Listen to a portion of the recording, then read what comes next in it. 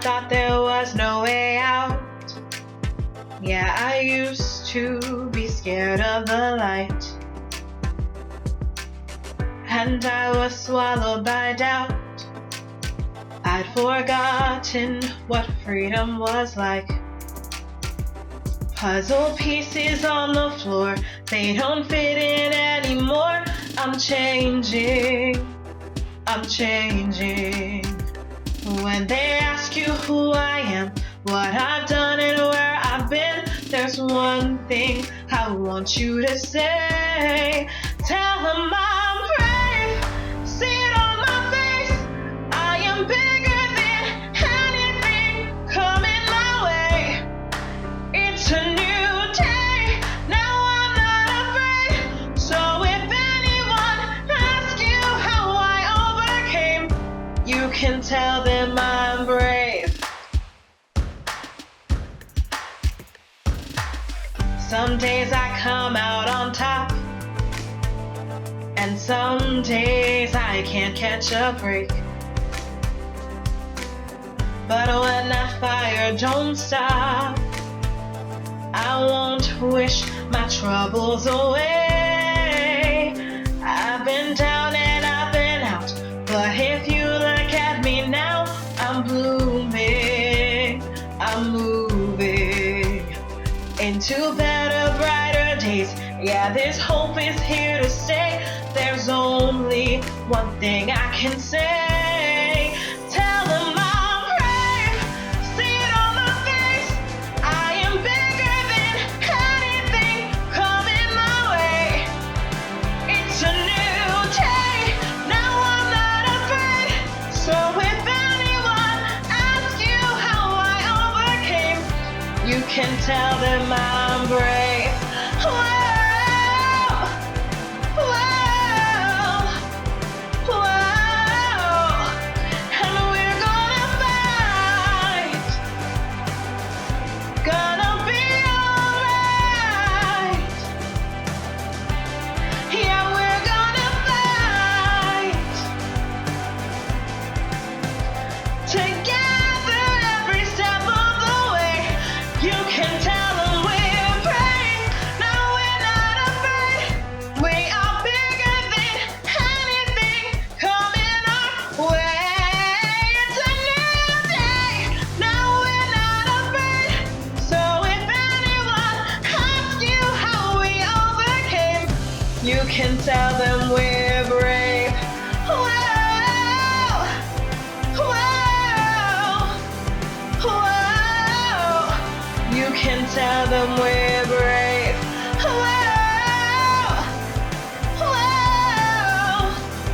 whoa. You can tell them we're brave.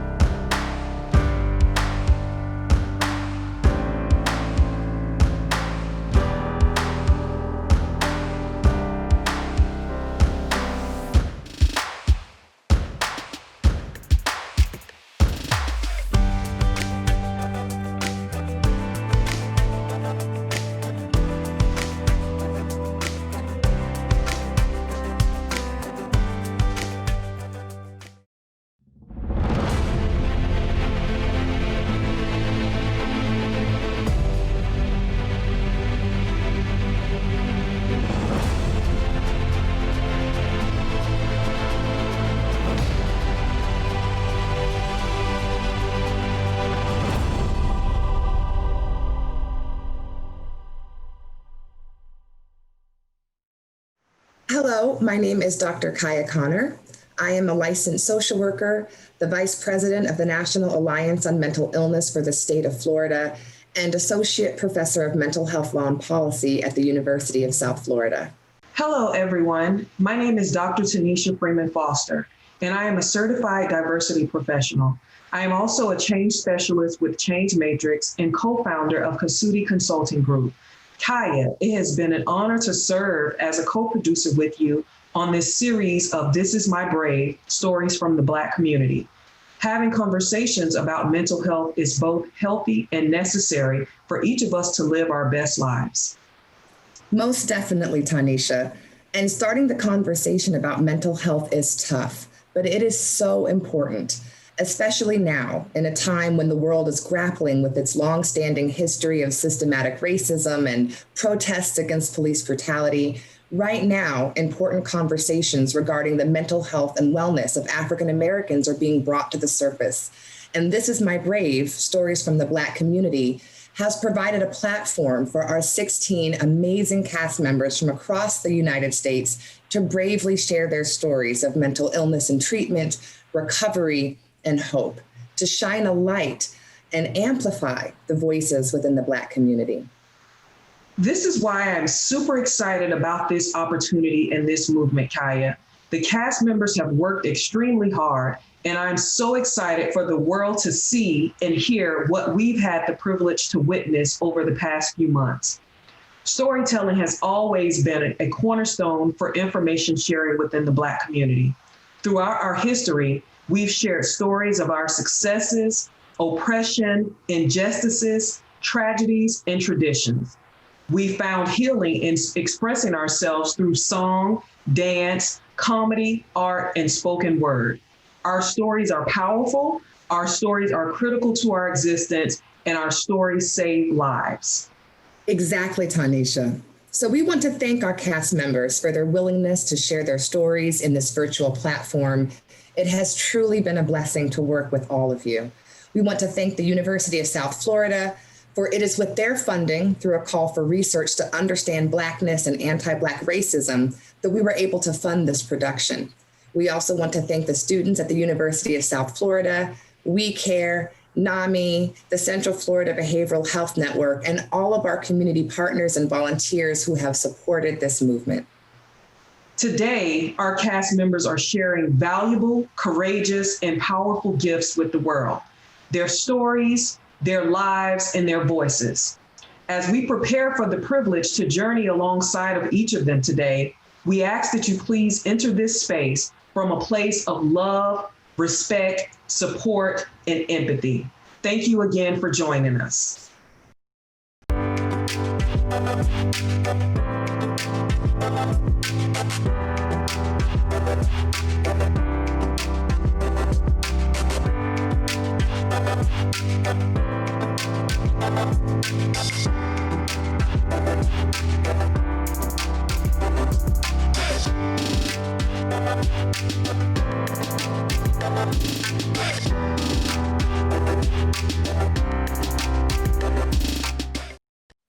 Hi, I am Charmel Catrell. I am an actress, I'm a writer, I'm a poet, an author, as well as now mental health advocate. And my journey to mental wellness and just overall mental well-being started a little over a year and a half ago, close to almost 2 years now. I had been struggling with depression, with anxiety, and oftentimes suicidal ideation, off and on for years. And I eventually slipped into a very deep depression and then suffered a complete emotional and mental breakdown, at which point in time, I had to start to address my mental health and my mental well-being. And the reason behind the anxiety, behind the depression was simply I didn't feel like I was enough, whether that was professionally or personally. Now, professionally, I'm a creative. And a lot of times as creatives, we are offering up the very essence, the very core of who we are, sometimes to be picked, prodded, and oftentimes rejected. And if we're not careful, then it can start to take a toll on us. And then personally, I didn't feel like I was enough. whether that was in intimate relationships or friendships, with an exception for a few, simply because none of those relationships were working. And so what I now know is those relationships were playing into my own self-fulfilling prophecy of me feeling like I wasn't enough or me feeling like I wasn't worthy. And so I had to start therapy. And I thank God for therapy, because what I learned to do in therapy was, start to peel back the layers and get to the root cause as to how I arrived in this space, in this place of feeling like I wasn't enough and I wasn't worthy. And for me, that meant going back to my childhood and healing that trauma. And that trauma simply being my mother and father divorcing when I was very young. I think I was probably about 5 or 6. And I went from being a daddy's girl, the apple of my father's eye, spoiled in a sense, and being able to get any and everything that I wanted. And then the divorce happening and us moving away, and then going on to what felt like being out of sight, out of mind in my father's eyes. And that took a huge emotional toll on me. And I carried that all the way through my childhood to my teenage years, my young adult years, all the way up into I was a full-fledged woman. And the way that I would deal with a lot of that pain throughout the years is I would write poetry. And some of those poems have now gone on to be what is now known as Mind Trip, which is my collection of poetry on Amazon. And I had no clue I was going to release this collection, but God had other plans for me. And I'm so grateful that I did, because not only am I in a space and I'm in a place right now where I feel like I'm enough, but I know it.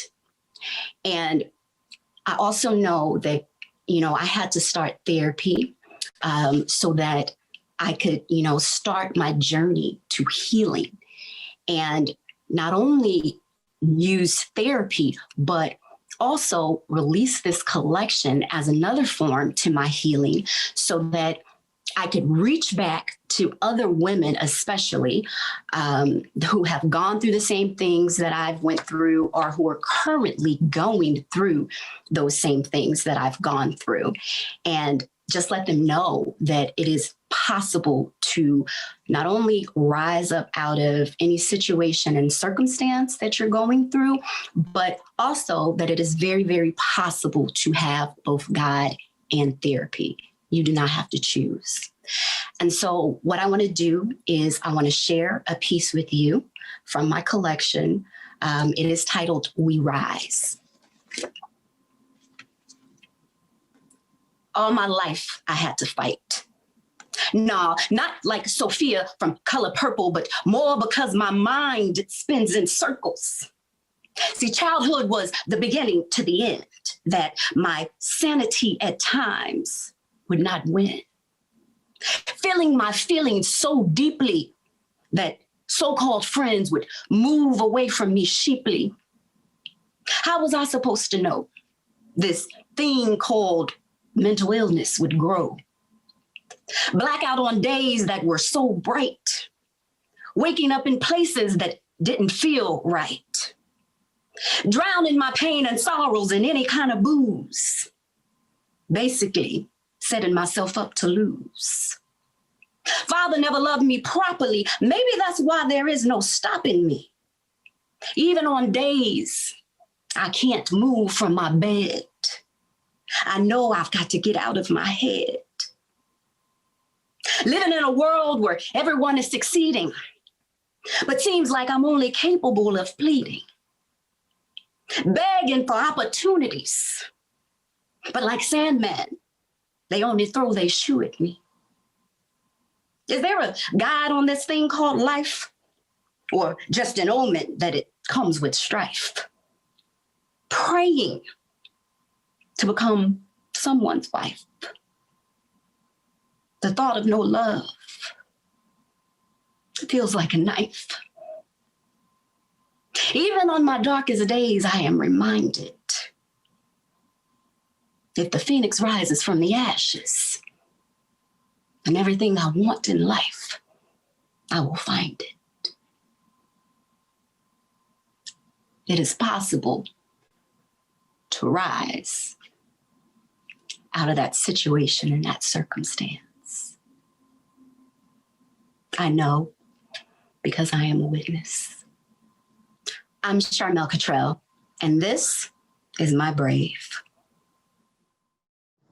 Ingrid Morgan was born in 1974 in Brooklyn, New York, for a reason. You missed it? Ingrid Morgan was born in 1974 for a reason. This is my brave. We are all human. Can't you see it? This is my purpose. This is my legacy. This is my story. This is my story. Born with a mental illness, that's what the doctor said is hereditary. I don't claim that to be true. Post-traumatic stress disorder for being shot? No, not you, me. Yeah, it's true. Domestic violence, illness, mood disorder, bipolar disorder. That's not me. I'm no silence no more. I'm human, can't you see? Having purpose and being a traumatic life and events has made me stronger. I'm no longer angry. I'm no longer my disorder. I laugh because I'm happy and I'm free. You'll get there one day. Yeah, I don't want you to be me. I want you to be better. I want you to smile. COVID-19, 2020 was the best year of my life. No, you don't get it? Let me say it twice. COVID-19, 2020 was the best year of my life. Merry Christmas, Happy New Year. This is my brave. I gotta be me, Ingrid Morgan. You will continue to see. This is my chance, I gotta take it, run with it. Don't be scared, speak out. Don't suffer in silence. We are all human. I believe in that. A little girl locked in a room on the 4th floor. No elevator, Crown Troy in Albany. Yeah, it's to knock hard on the door. Shh, Daddy said, don't open it because we can get in trouble. Mommy's a nurse, 12-hour shifts. And Daddy was anesthesiologist doing double. I had nobody to talk to. I was so alone. But I learned to read. And I became an author. 40 years. Yeah, I waited. But patience is a virtue. 1974, a survival story about who? About me. They said I couldn't do it. I laughed. But now you see, I'm real. I'm human. This is my brave. And I'm happy. Breaking my silence was the best thing that ever came over me. I feel light like a feather. Today's a new day, a happy day. I'm so proud. I'm finally helping thousands to stand up and speak out and share their story out loud. All that glitters isn't gold. You will see. We're gonna have more coming in 2021, but it's never gonna stop me from being me. I have been surviving since birth. But I want you to remember these questions. How did Ingrid Morgan do it? When did she realize she made it and walked through it? I could walk on water. Yeah, the sand is too hot. I simplified my life. Ingrid Morgan, this is my brave. Hi, my name is Latarsha Haughton. I have a spoken word, and it's called Breaking the Silence, Healing the Pain. I am a free woman. For years, I was in bondage. I had no style, no rhythm, no stability, no swag. I am a free woman. My childhood was a movement in trauma. At the age of 8, I was sexually abused. the first time that I encountered sexual abuse, the age of 8. 8. No more silence. Break the silence. No more silence. No more silence. The abuse continued at the age of 14. I was sexually abused at the hands of my biological father. No more silence. Break the silence. No more silence. No more silence. I conceived a son in high school. My son is my father's son. But I am a free woman.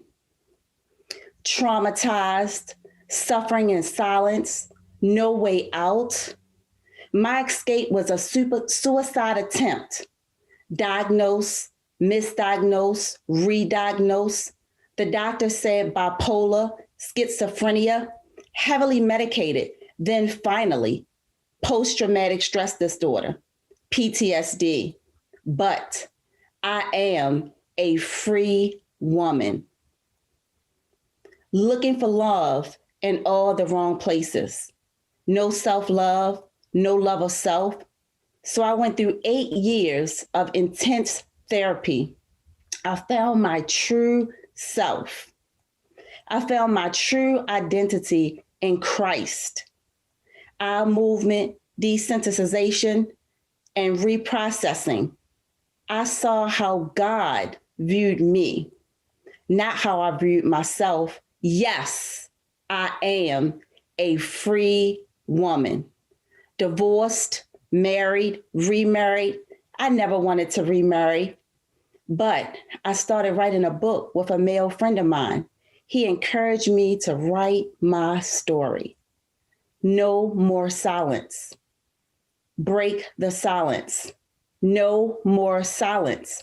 No more silence. I formed Breaking the Silence, Healing the Pain, a nonprofit organization.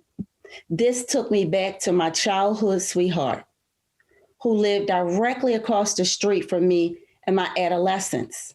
At the time, he was living in Atlanta, Georgia, and I was living in York, PA. We reconnected. I told him my story. My childhood sweetheart never knew my story.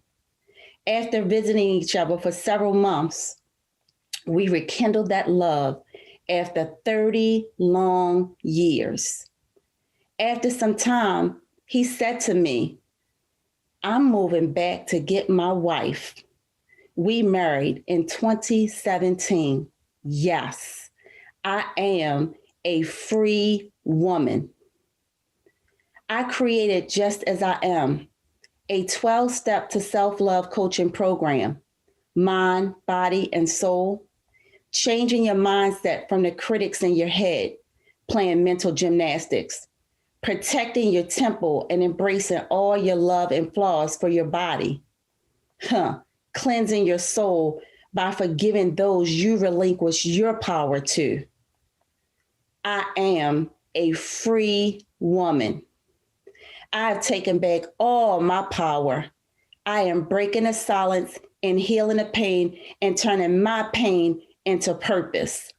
I am a free woman. Independent, even in politics. No Republican, nor Democrat. A free thinker and making my own decisions. I am a free woman. No more silence. Break the silence. No more silence. No more silence. I am Latarsha Haughton, and this is my brave. My name is Kenadie Cobbin-Richardson, and I am telling a story about how I really came face to face with racism at 17 years old, and how mentally I just really didn't want to deal with the fact that there was a world out there that didn't want to accept me because I had never had the question asked of me before. it was shocking for a 17-year-old going to college from an all-Black high school to a predominantly white institution, who on the way, there was a KKK meeting in progress. And when I got there, they were picketing the attendance of 12 African-American students attending. And I felt that I'd been thrown back to the 60s of times I had just heard about. But the entire 4 years was riddled with ghetto parties and blackface and racial slurs. And it had been with people who had never, literally, they were wealthy enough to have never even known a Black family, except maybe one. And of course, they were different, than everyone else. And so it was so alarming for me that after I left that institution, I graduated 4 years later, I left and went to Japan. I needed to get away from America. And when I got to Japan, people asked me, what are you? And I was like, Black, I guess. And they were like, no, you're from America. And that was the very first time I said I'm American. And then I, came back 3 years later and realized that this is my home too. And it's America and I'm American. And this story, this piece is just about kind of the continuous denial of who we are in this country and how it affects me. I can't breathe as I inhale. White privilege reports another death of another Black male, like, oh, well, I'm desperately trying to make sense of your hate, sending Trayvon, an unarmed Black child, to the pearly gate. This is why Martin couldn't wait.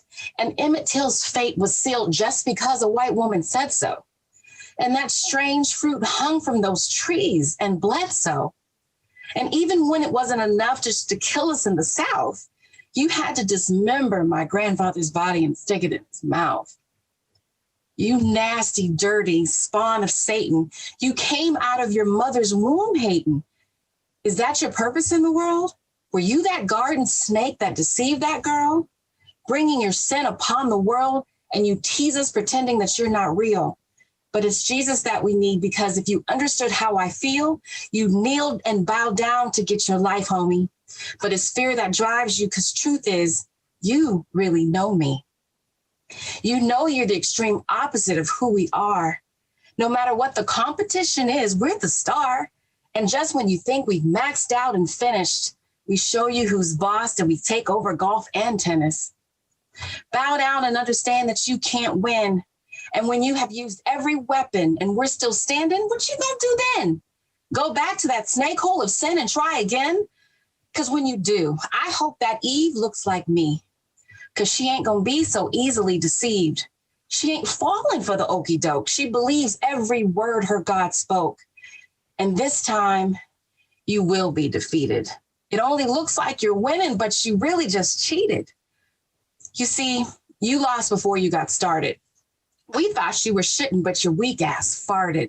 The aroma, the stench created by your actions and the words you speak, trying to look like the strong man in this bitch, but you're weak, because you really don't understand, and you don't have a chance against my Black power. Walking around with your face twisted, looking sour, like it's a lemon you just ate. If I can just get our children to understand your true fate, they'd have no fear, because it's all a ruse. And it's the truth they'll choose, and it's who you will be stealing the blues. And I can finally get my breath back and take off this mask and stop grinning. Do you really have to ask if I'm winning? You knew the score from the beginning. God already told you how this was going to end. Enjoy it, because I will stop you with the power of my pen. Victory is mine, and your glory days are in the past. The chains are broken, and the truth has set me free at last. Say it with me, please. Free at last. Free at last. Thank God Almighty. I am free at last. My name is Kenadie Cobbin-Richardson, and this is my brave.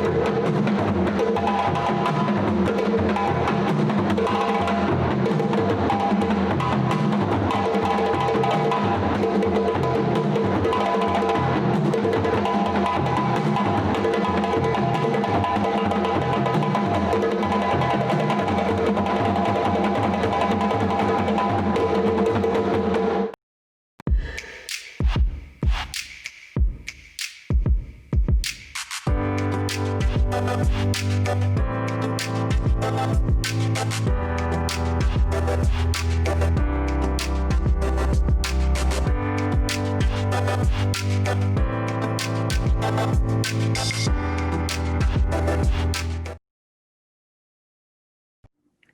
are you just going to do it? Just go sit down and write that book? The big one you've been talking about for years. The small ones you said you would write after the big one failed.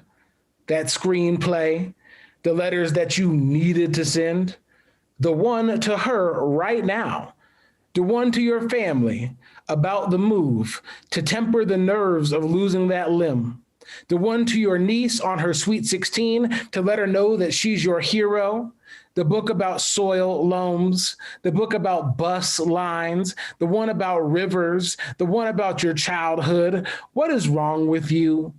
Don't you know that your life will be easier if you just do? Do you remember when the only thing that mattered was finishing? When you weren't drowning in your own scraps? When the head went down and the hand went running? Do you remember not having to be asked? Not having to ask yourself? When you cared less about your social media platforms? Do you remember the notebooks of loose leaf ideas? Free, using the lines as monkey bars and double Dutch ropes? When you called them in for dinner and they licked the bowls clean, swirled the soup into words, and devoured every single letter? When there was no fear of missing out, no fear of what wasn't said. Yeah, I remember. I remember when you wrote the lights back on after Grandma passed. When you just couldn't find that light switch when the shadows got more creative. And how in 8th grade, you hip-hopped back into your notebook, riding buses until you drained out the lyrics and needed a refill. Do you remember those refills, Jovan? How you could score a whole album in a day, pluck the posies and deliver them to your enchantment. When you became a professional, did you imagine that your imagination could get arthritic? Did you know that the curtains collected so much dust that you were blinded every time you opened your eyes? Why don't you get that MFA? You know real writers get MFAs, right? Why don't you get an agent? You know real writers get agents, right? Why don't you make that blog post? Post to Instagram twice a week. Develop a Twitter following of teachers following your creative writing pedagogy or prompts for young Black boys to write themselves whole, or commemorative video poems for every morning when the muse strikes. I mean, do you see them, Jovan? All those others out there, othering better than you? Must want to be them, Jovan. Feel them closing their shutters on you. But that was my idea. I thought of that first. They stole that from me. Look at them get seen. Look at them get seen. Look at them in all those dreams. Look at them get seen. Look at them get seen. Look at me in my untold sentence. All my snippets and all my wishes. All my whispers and all my remnants. All my whimpers and all my gimmicks. I'm sitting at a coffee shop in South Denver, watching whiteness float amongst the room, watching a world where complacency has become our currency. I wonder how much I could pay to get them to care enough about our society to activate those privileges into production, to make them the ones that went to Edmund Pettus Bridge in Selma. Anything to make them sound the horns when another Black boy is filched on YouTube. There are days that I know the only way I can do this is with my pen. Dip the tip into the brown of my eyes and write them and meet them and ask why, find out, and maybe build some pages, the premium kind that I believe I could die committing myself to bring them to rescue of themselves, but particularly us. A Black boy walks in like a pink balloon, admiring the lighting, seemingly brimming over with joy and radiance. Is that me? Little me. I am reminded of this often as I flutter and flail.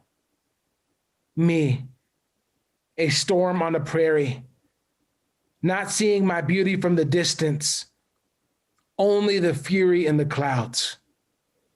You have a job to do, sir. Call them in. It's time to eat.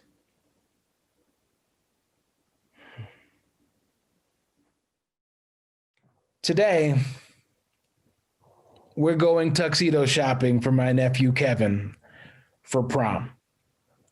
He's 18 years old, and this is his last time getting to make this grown man decision.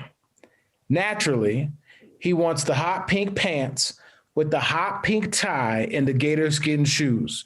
And I'm optimistic because the boy looks bad. And when he comes out of the dressing room, my 4-year-old nephew, Kason, stretches his baby arm to the sky and starts letting out the chant, yay, yay, yay, yay, yay, yay, in the middle of Men's Warehouse because he can't yet say KJ yet. And I guess this is just how decisions are made in my household. You see, on these days, we're all Black boys. All smiles, all aspirations, bright brown-eyed figuring this world out. Learning how to perfect our hair, our jump shot, our end zone dance, our Mac game while your mama makes you put grease on your elbows. We laugh explosive, teeth barely grown in. We ask questions to shit we already know. We want to be famous and see the world, you know, like kids do. From church skinny ties to flat-billed hats and matching shoes, from finger waves to gumbies, mini froze to dreadlocks, fresh fitted, the freshest of the fresh, ready to grab her hand during couple skate or bring home a report card. On these days, we're all Black boys. All body bags. All filled with holes, all autopsies, all unrecognizable, baptized in sirens and secrets, unaware that others could supersede our skin's darkness. On these days, we're all Black boys, our spirits drifting into the night sky. Nephews, cousins, uncles, aunties, Black boys. On these days, even grandfathers become boys. They stumble back in a time when this narrative was the exact same, when the entire neighborhood had a funeral in the middle of the street for the kid whose name we all knew, mother crying in the backdrop, and Black boys watched other Black boys become asphalt. On these days, even sisters become boys. Only knowing how to teach them how to find the right partner. And when they're stolen, it feels like you're breathing molasses air. Elijah McClain air, it travels through your body like a horse carriage casket lowered into your chest. Breathing is so heavy on these days, and on these days, we're all Black boys. But especially the Black boys, ignorant and unaware as they should be, emulating their favorite rapper, athlete, or man in their life, so full of effort, so willing to try, so unsure of the world's ways, shit, maybe wanted to be a police officer one day, a doctor, the president, hoping they could steer this thing in the right direction, that he could stitch his best friend back together, but he has no idea that he's growing up so fast. He can only see it in the way that they see him. Patrol cars are more hungry, billy clubs are more curious, bullets are more inspired, and he knows this. But he doesn't know why. He thinks he's famous, doesn't feel the crosshair sizing him up, but we all do. Huh. But we all do, don't we? But we all do. And we still fail to intercept what we saw coming.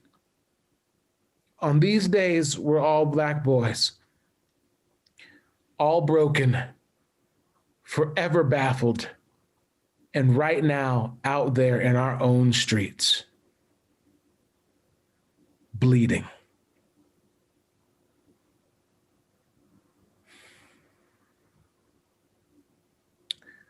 Jovan Mays, This Is My Brave.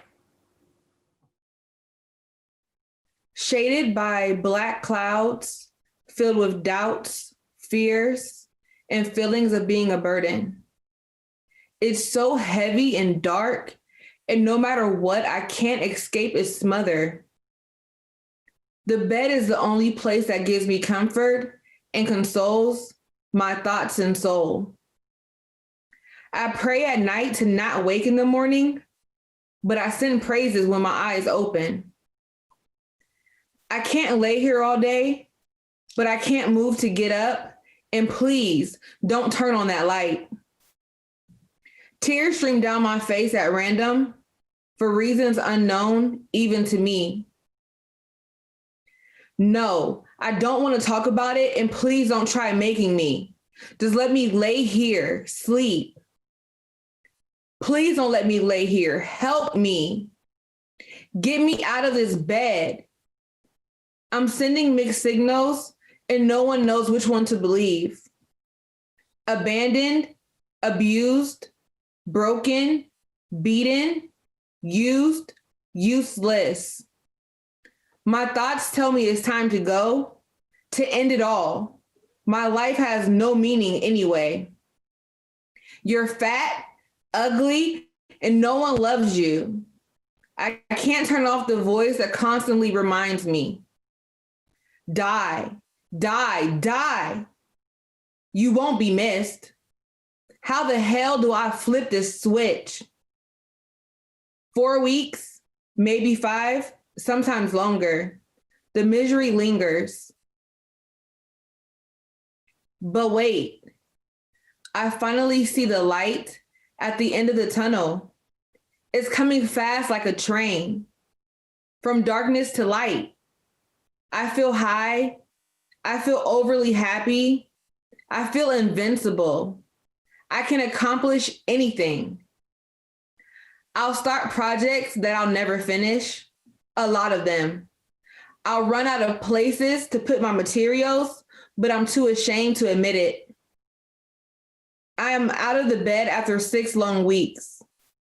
This feels great. I feel good. Now I can't sleep, but I don't need to. I'll just clean up everything I hadn't touched for weeks. The mountain-high piles of clothes fade away, and the dirty dishes return cleanly to their cabinets. My thoughts tell me the world is mine, and I deserve all it has to offer. Buy everything. I'll max out all of my cards, and maybe I'll manipulate you and use yours too. I'll buy that fancy dress with nowhere to wear it. Maybe I'll buy 2 just in case.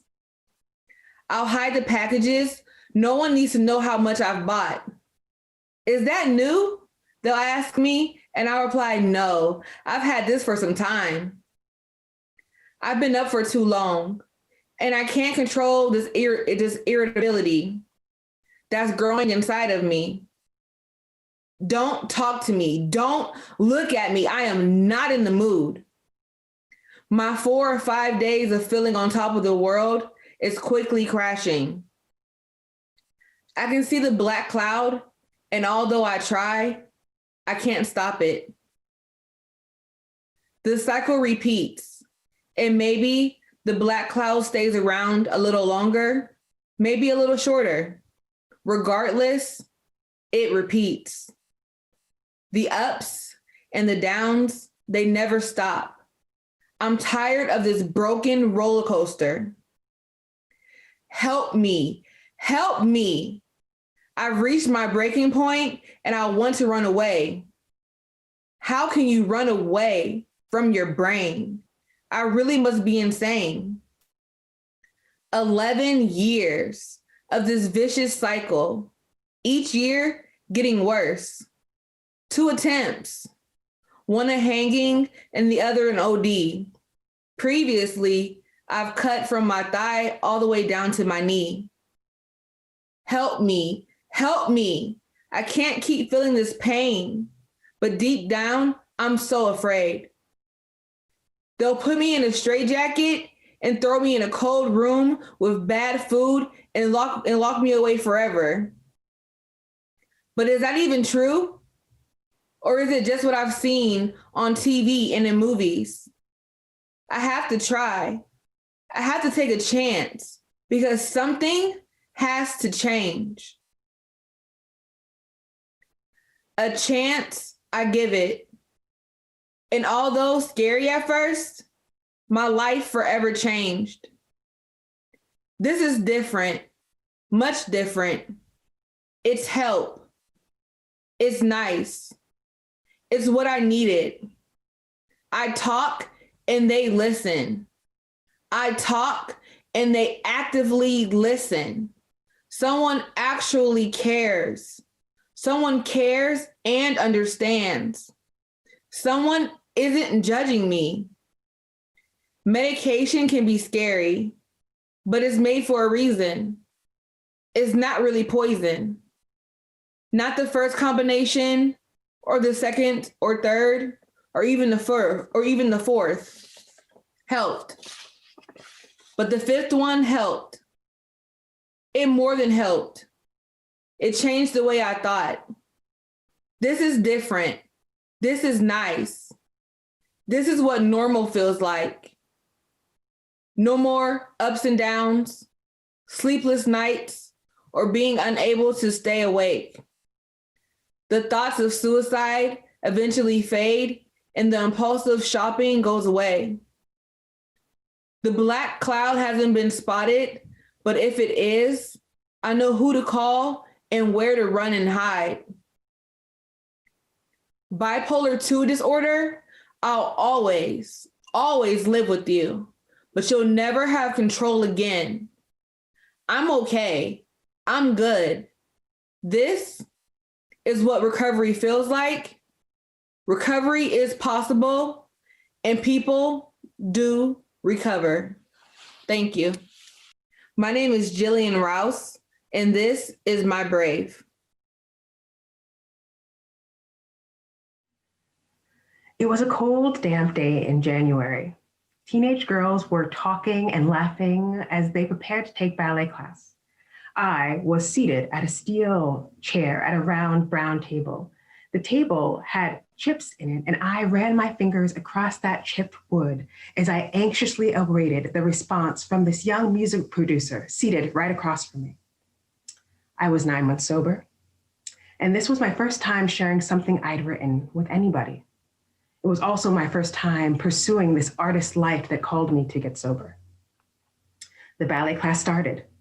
The pianist began to play a plie waltz as the ballet slippers glided across the marley floor. Beads of sweat began to form at the corner of my temples as this young music producer looked at me and said, "I bet you have a lot of songs in you." And to that, my stomach caved in.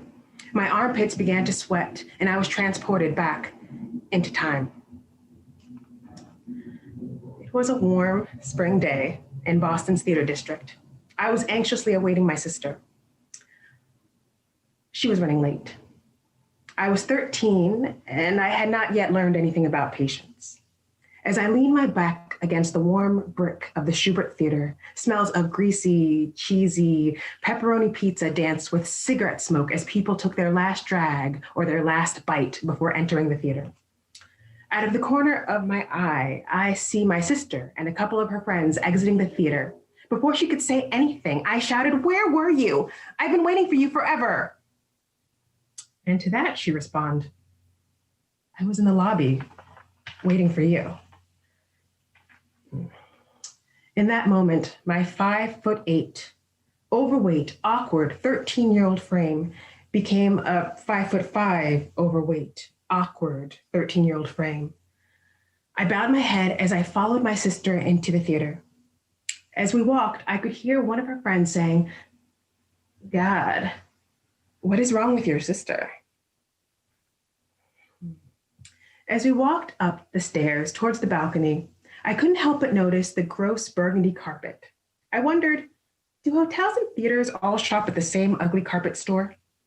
And as we got to our seat, I gasped. We were in the very last row of the entire theater.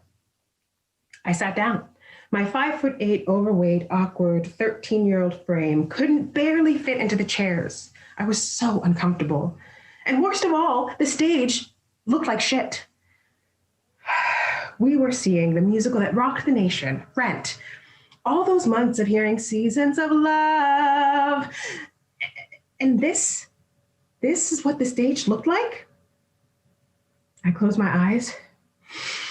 I took a deep breath and prepared myself for the worst night in theater history. The music began. The power blows! As the stage came to life through lights, song, and dance, for the first time in my entire life, I felt seen. I felt heard. And when the show ended, I thought, I'm going to write a musical one day. What about my life? What about addiction? See, when I was 13, I fell into a depression. I had stopped showering, stopped brushing my teeth. I wasn't doing well in school. I was lost. When I was 11, my father's addiction ripped the family apart. When I was 12, he disappeared. And at that time, we couldn't talk about any of it. My father was African American, my mother Afro-Latina. I was brought up Catholic. Shame and guilt were embedded in the fabric. Dysfunction and secrets were its tools. So to see a show like Rent told me that it was okay to talk about the things I was going through. That one day, someone would care about what I had to say. So as I looked at the young music producer, the type of rage, anxiety, and resistance rose up in me as I said, no, I don't. I was a terrible piano student. I didn't do well in school. I didn't go to college. I'm not trained. I can't.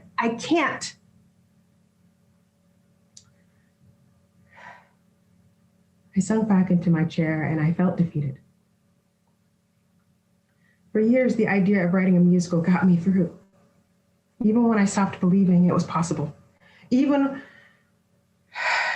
when I tried to suppress it. Through 8 years of active addiction, years of depression, sexual assault, abusive relationships, a car accident, losing job after job, friend after friend. When death came knocking on my door, the voice of the artist, the voice that told me I had a story to tell, saved me and brought me out of the darkness and into the light. And yet, when faced with my greatest dream, my greatest fear appeared. And I was paralyzed. And the young producer leaned in and said, all you need is a melody, and you can write a song. Immediately, a light turned on in my head as fear and purpose danced. The very next day, I found myself in Studio 6 at the dance complex. The studio was on the very top floor, and nobody would hear me unless I wanted them to.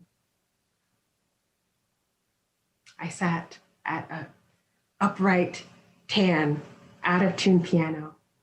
I looked at the keys, and some were chipped, and for some reason, that brought me comfort.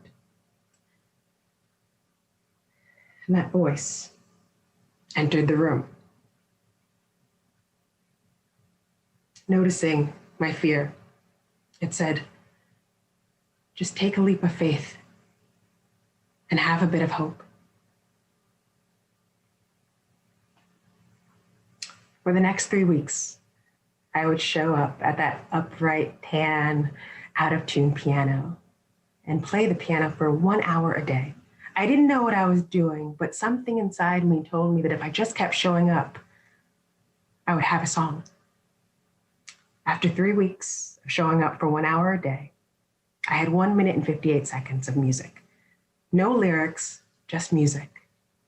I recorded the music and I ran downstairs to one of my new friends and I said, hey, I wrote a song. Do you want to listen to it?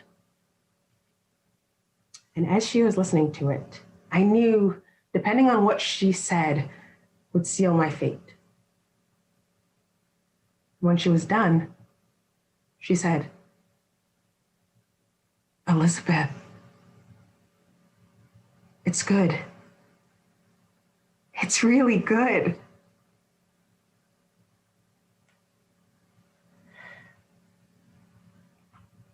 And in that moment, I became pregnant with my musical. This is Treatment. My name is Elizabeth Addison, and this is My Brave.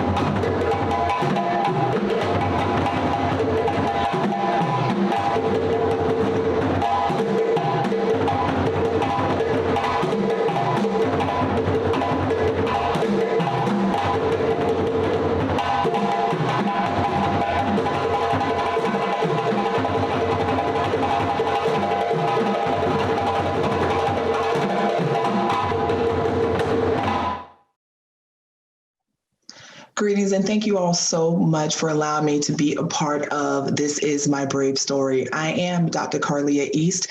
I am a CEO, a licensed mental health counselor, a wife, a mother, and all of these things, and I'm so excited of being a part of this. I wanted to make sure that I give really good detail as to what it means to be me, especially what it means to be me in this day and age. And what I mean by me is an African-American female psychologist. You know, to be honest, therapy is something that, as you know, the Black community or people of color, we're not necessarily up to that. You know, we're not open to that. And the reason why is because systematically, we've had very limited spaces in where we could be safe. We've had limited opportunities to share information and make sure that that information does not cause retaliation or does not cause harm to ourselves or to the ones that we love. And so the church began to be the primary place or space that we would meet and gather in order to share information. Now we have an involvement happening where individuals are finding that, yes, I need that spiritual side, but there's something more. You know, I tell individuals all the time that there's a time and a place for certain aspects in our lives. And there's definitely always a time and a place for spiritual uplifting, but you also have to be aware of your earthly answers and responses too. And that's where I come in.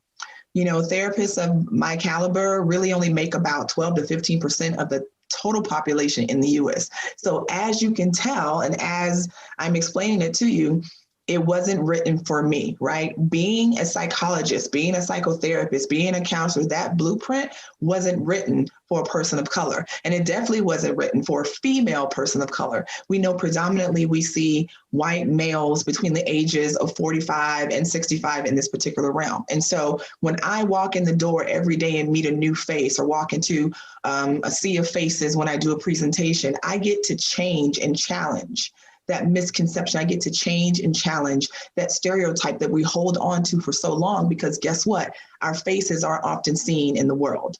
Now, because that blueprint wasn't designed for me, that meant that I had to break barriers. In order to break those barriers, I had to create my own blueprint. I had to take the design that wasn't made for me and make it for me. And as a person of color, that is the first thing that you have to do in anything in life, is you have to make and take what is provided and make it yours and make it original to you, because that is the only way you're going to survive and feel happy and proud about who you are. You cannot just put yourself in the shoes of somebody else or, you know, give yourself a script and you just go by that. As you know, it's not authentic and it doesn't allow you to share your story. The other thing that I love about what I do is I have this platform of using my voice in order to share nuggets, to give insight, to give information. So in recreating that blueprint, I also had to redesign my mind as far as how I reach my group. What purpose do I serve? What is it that I'm supposed to be here for? And I realized that I am a bridge, and that is my story.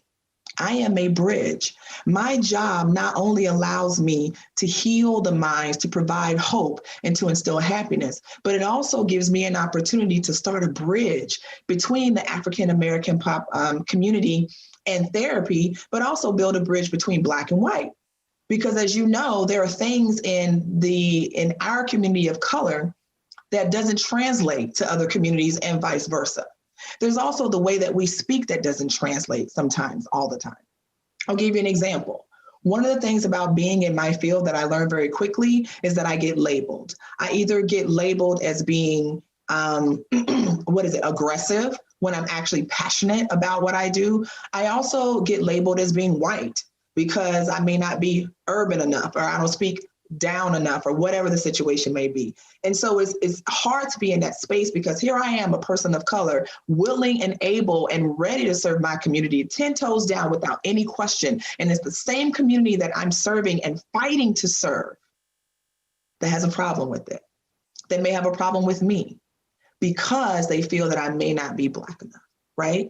Then I have the other counterpart, which is my Caucasian sisters and brothers that I have to also bridge to help them understand how it is to work with our populations, how it is to serve, and what are some of the external factors and some of the internal, systemic factors of racism, the way we're sexualized as people of color, just all these different areas. How is that portrayed on us, and how do we better communicate through that? So that is my voice as a bridge, right? I also have to be reminded constantly that there may be this feeling that some people think I may be code switching because I'm choosing to use certain verbiage in order to educate. And my response to them is this: Feel how you want to feel, boo. That's you. That's not me. That's the second thing you want to take away from this. Number one, you got to build it around you. Number two, you've got to let it go in regards to who is feeling some type of way about your movement, about your journey, about your path, because this is yours and yours only. And those naysayers and the thems and the those that want to say things and be in opposition with you, you can't be concerned about those that don't. You have to be concerned about those that do.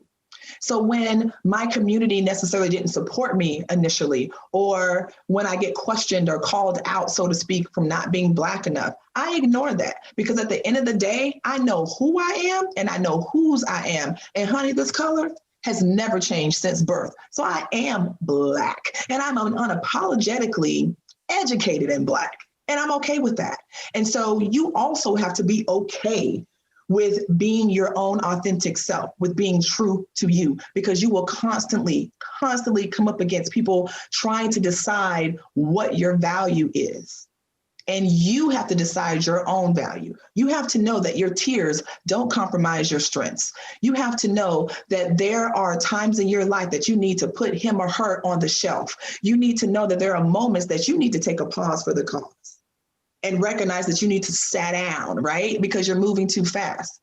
These are all the things that you come up against. But along those lines, you also come up against racism. You also come up against gender bias.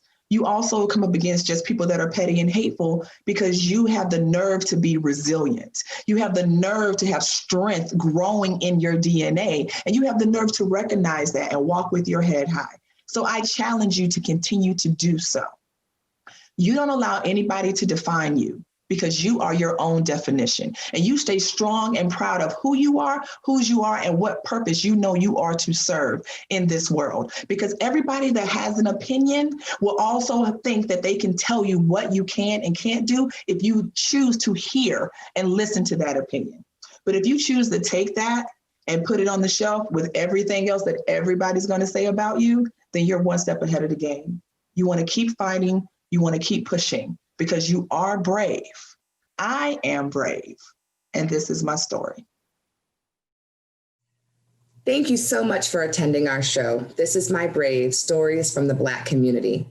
Our phenomenal cast demonstrated their generosity and bravery in sharing authentic stories of their lives, challenges, perseverance, and strengths. The stories you heard today are a sample of many that exist within and around us. Mental illness is more common than we realize, and it impacts our families, friends, neighbors, coworkers, classmates, church members, social media friends, and community members. We may never know the story of the person in the vehicle next to us or the person taking our order at our favorite store or restaurant, but we can do our part to reduce stigma. We hope there was at least one thing that resonated with you and that you will take with you throughout your personal and/or professional journey.